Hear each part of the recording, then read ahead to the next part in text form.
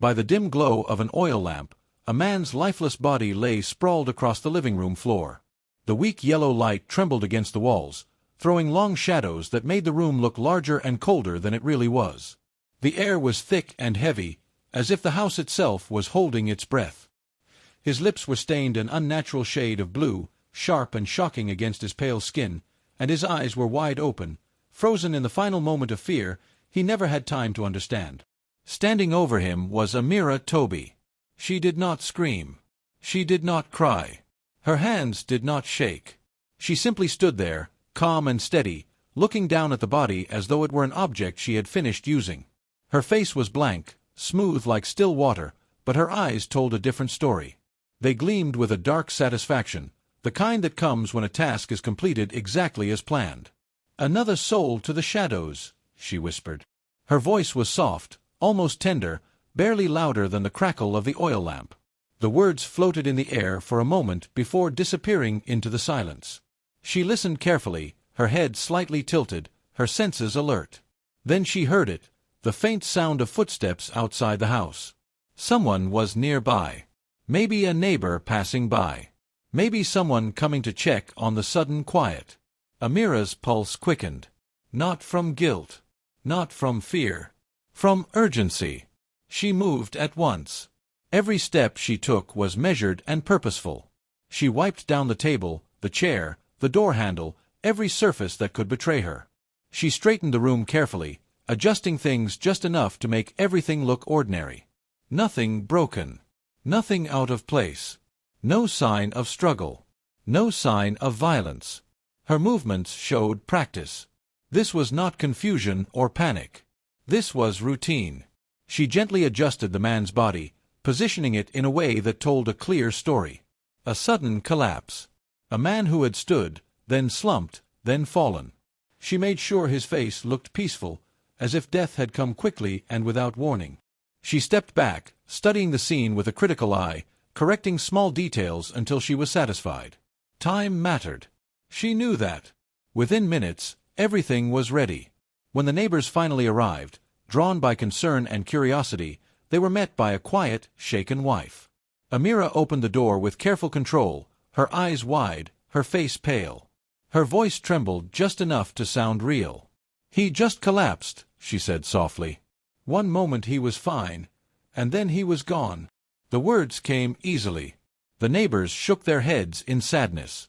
Someone muttered about heart attacks. Another crossed themselves. No one questioned her. Why would they? She was the picture of a grieving woman. Calm, quiet, composed in shock. Soon, the room filled with people. Voices whispered. Chairs were pulled closer. Words of comfort were offered again and again. Amira accepted them all with gentle nods, her hands folded neatly in her lap. She listened as people spoke about fate, about life, about how sudden death could be. Inside her mind, however, her thoughts were already moving forward. That night, as the oil lamp burned low and the house filled with sympathizers, Amira sat among them like one of them. She bowed her head when prayers were said. She dabbed her eyes when expected. She thanked people for their kindness. But behind her calm expression, something else stirred. She was already planning her next move. She watched faces carefully, listened to voices, noted who pitied her most, who looked at her with concern, who believed her story without doubt. Every detail mattered. Every reaction was useful. The night stretched on, heavy and slow, but Amira remained patient. The man on the floor was no longer her concern. What mattered was what came next. And as the lamp flickered and shadows danced across the walls, Amira Toby sat quietly, waiting, knowing this was only the beginning. Amira believed something simple and terrifying. Men who fell for her deserved whatever happened to them. In her mind, she was not cruel. She did not see herself as a monster. Instead, she believed she was offering something rare and beautiful: happiness. She gave these men attention, affection, warmth, and the feeling of being deeply wanted. For a short while, they felt alive again. They laughed more. They stood taller. They believed love had found them late in life. That was the gift. What followed, she believed, was simply the price. Amira saw herself as a modern black widow, much like the spider that attracts its mate only to destroy it after. To her, it felt natural, almost poetic. She did not rush her decisions or act without thought. Everything she did followed a clear pattern she had perfected over time. Over more than 10 years, Amira married and buried several wealthy men. With each death, money flowed into her hands. By the end of it all, she had gained close to 100 million naira. Yet money was never enough to satisfy her for long. What mattered more was control, the power to make grown men bend, trust, and surrender everything to her. Her choices were never random. She carefully selected her targets. They were usually older men, already tired of life, already lonely. Many had lost their wives. Some had no children. Others had children living far away, too distant to notice changes or ask questions. These men wanted companionship more than anything else, and Amira knew exactly how to give it to them. She listened to their stories with deep interest. She laughed at their jokes. She touched their hands gently, at just the right moment. She made them feel admired and important. Within weeks, sometimes months, they were deeply attached to her. Marriage followed quickly. Amira never liked long courtships. Time gave room for doubt, and she could not allow that. Once married, she slowly introduced practical conversations about the future, about security, about wills and inheritance. She spoke calmly, lovingly, convincing them it was only wise planning. After all, life was uncertain. Anything could happen. Most of them agreed. They signed documents. They changed their wills. They placed their trust fully in her hands. That was when she knew the end was near. The deaths came quietly. Some collapsed at home. Some complained of chest pain before falling silent. Others simply never woke up again. Doctors wrote familiar words on certificates: heart attack, stroke, sudden failure. No one raised an alarm. These things happened to older men all the time. Amira mourned in public. She dressed in black. She cried when expected. She spoke softly of love and loss. People pitied her. Some even admired her strength, the way she endured repeated tragedy without falling apart. They called her unlucky in love. Amira never corrected them. Inside, she felt nothing but calm. Each death was clean. Each ending followed the same quiet rhythm. And each time, she told herself the same thing, that these men came to her willingly, desperate for affection, blinded by desire. In her mind, they were not victims. They were participants in a game they chose to play. For a long time, no one questioned the pattern. The funerals passed. The money changed hands. Life moved on. Amira moved on too, already watching for the next lonely face, the next eager heart. Love, to her, was not about forever. It was about timing. And as long as no one asked questions, Amira believed her deadly kind of love would remain hidden, untouched, unnoticed, and unstoppable. Amira Toby was born on June 28, 1964, into a comfortable middle-class family. Her childhood was not filled with hunger or struggle. She had food, shelter, and the basic things every child needed. From a young age, she was sharp and observant. She watched adults closely and learned quickly how the world worked. As she grew older, Amira developed dreams of her own. She wanted to go to school, earn a degree, and build a life that depended on her intelligence rather than anyone else. She admired women who were educated and independent. In her mind, education was freedom. Her father saw things differently. He was a man shaped by old traditions. To him, a woman's greatest achievement was marriage. Education, in his view, only distracted women from their true purpose.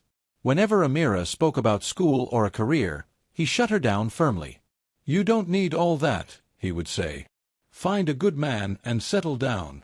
Amira learned early that her opinions did not matter in her own home. Each time she tried to argue, she was reminded that obedience was expected, not discussion.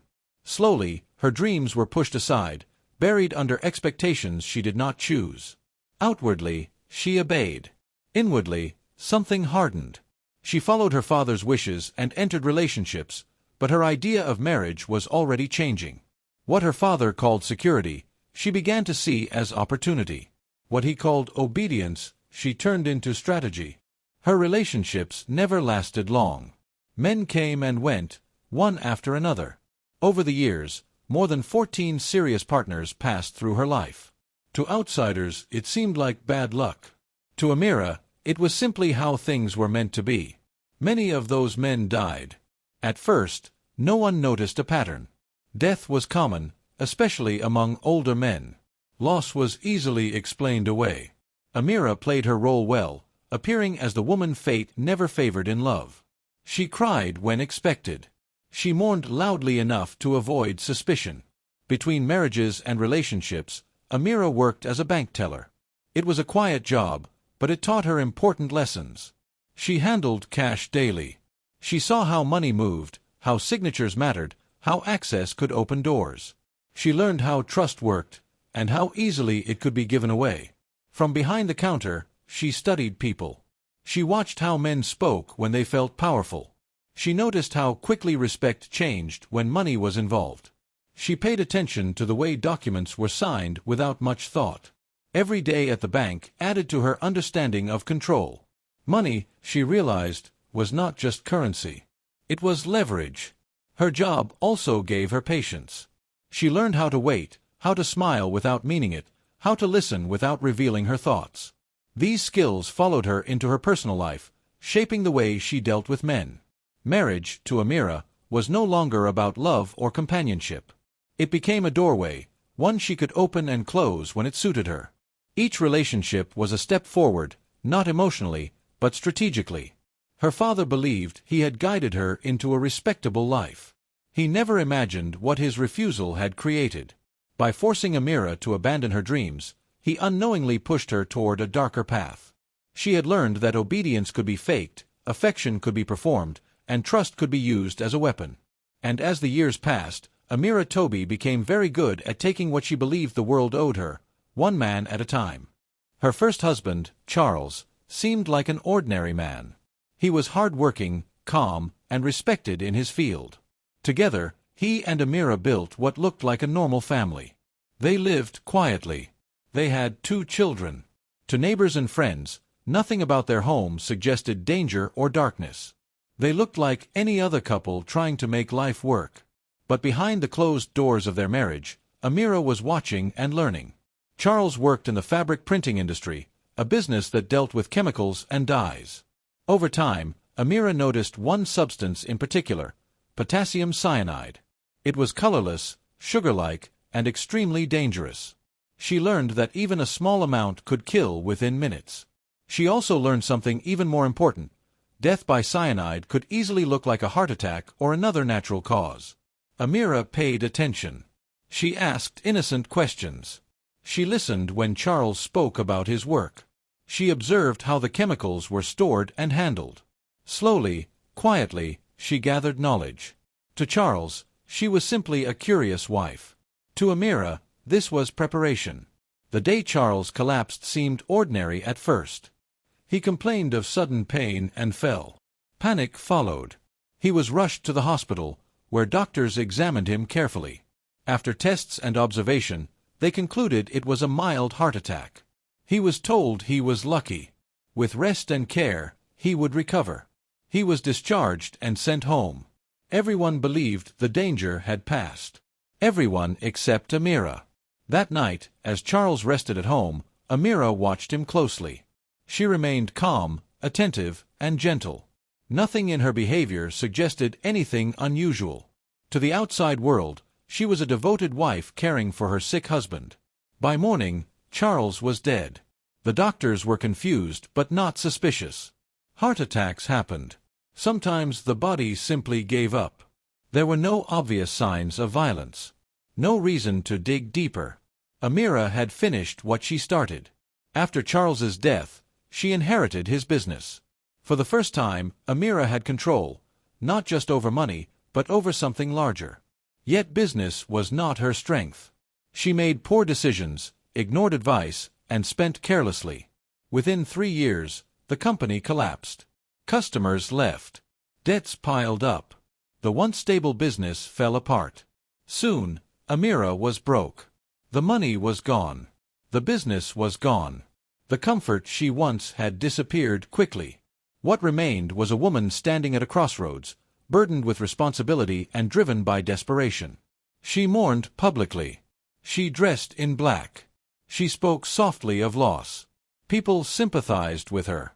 They spoke about how life had been unfair to her, widowed so young, left to struggle alone. Amira accepted their pity. But inside her, there was no regret. What she felt instead was hunger.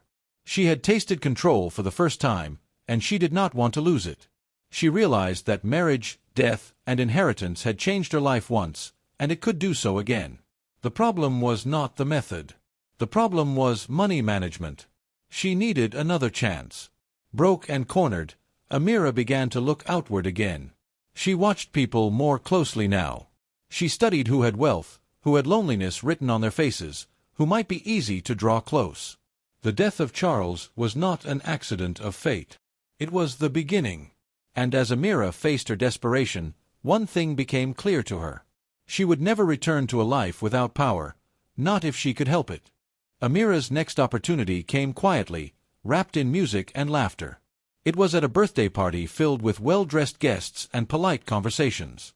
That was where she met Chief Obinna, a 66-year-old pharmaceutical wholesaler. He was wealthy, respected, and lonely. His wife had died years earlier, and he spoke often about how empty his house felt. Amira noticed him immediately. She positioned herself close enough to be seen but not obvious. She laughed softly at the right moments. When their eyes met, she held his gaze just long enough to spark interest. "You're a fascinating woman," Chief Obinna told her, unable to hide his admiration. "And you enjoy life's finer things," she replied sweetly, her smile warm and inviting. From that moment, he was hooked. Their relationship moved quickly. Amira knew how to make him feel young again. She listened to his stories, praised his achievements, and made him believe he had finally found someone who truly understood him. Within months, marriage followed. For 3 years, they lived together. To outsiders, it looked like a peaceful union. Then, one morning, Chief Obinna collapsed without warning. Doctors said it was a stroke. People shook their heads sadly and spoke about old age. Amira cried publicly. Privately, she moved on. After a short period of mourning, she found her next target, Ezekiel, a widower known for his gold fortunes. She had met him before, but they crossed paths again at a friend's wedding. Ezekiel was still grieving his wife, and loneliness clung to him like a shadow. Amira approached him gently. She spoke with kindness and patience, never rushing him. She made him feel safe. Soon, he invited her to his estate, proud to show her his wealth and success. Amira played her part perfectly, admiring everything while quietly guiding conversations toward trust and security. Before long, Ezekiel transferred his estate into her name. One evening, Amira prepared a lavish meal. The table was filled with jollof rice, fried plantain, and palm wine. Ezekiel laughed and told stories as he ate, completely relaxed. Hidden carefully in the stew was a measured dose of cyanide. At first, nothing seemed wrong. Then Ezekiel began to sweat. His laughter faded. His hand clutched his chest as panic filled his eyes. "Amira," he gasped. She watched calmly as he collapsed, choking at the table. When he finally stopped moving, she rose slowly and adjusted the scene to look like a sudden natural death. Another rich man gone. Another fortune claimed. Next came Chief Michael, 70 years old, a respected man whose children lived abroad. He was everything Amira looked for, wealthy, lonely, and unprotected by close family. She ensured their paths crossed and quickly drew him in with warmth and affection. They married. 3 months later, Chief Michael died suddenly from what was recorded as a heart attack. No one questioned it. Then came another wealthy man. And then another. The names changed, but the pattern remained the same. Each marriage was short. Each death was sudden. Each explanation sounded reasonable. Doctors signed certificates. Friends offered condolences. Life moved on. Amira inherited large sums of money each time, but she never held on to it for long. She made reckless investments. She trusted bad advice. She spent without thinking. Fortunes slipped through her fingers as quickly as she gained them. Yet even as the money disappeared, her confidence did not. She always believed there would be another man. Another chance. Another inheritance waiting just ahead. To the world, she was unlucky in love. A woman cursed to bury her husbands. To Amira, it was simply the cost of doing business. And as long as every death looked natural, she believed the rich men who disappeared would remain nothing more than tragic stories, never crimes. For many years, Amira believed she was invisible. Each death had been explained away. Each funeral had passed quietly. Each inheritance had been accepted without question. To most people, she was simply a woman cursed by bad luck, a wife who kept losing the men she loved. But slowly, things began to change. The media started to notice. There were whispers at first. Soft comments buried in gossip columns. Questions asked quietly over phone calls and coffee tables. Why did so many of Amira's husbands die so suddenly? Why did every marriage end in a funeral? Too many husbands. Too many funerals. What once seemed like tragedy began to look like a pattern. The real trouble began when the children of her most recent husband arrived from abroad. They had lived far away for years and knew little about their father's new marriage. When they returned home and reviewed his will, they were shocked. Everything had been left to Amira. Not a single major asset had been reserved for them. They demanded answers. Amira was calm when they confronted her. She explained that their father had made his decision freely.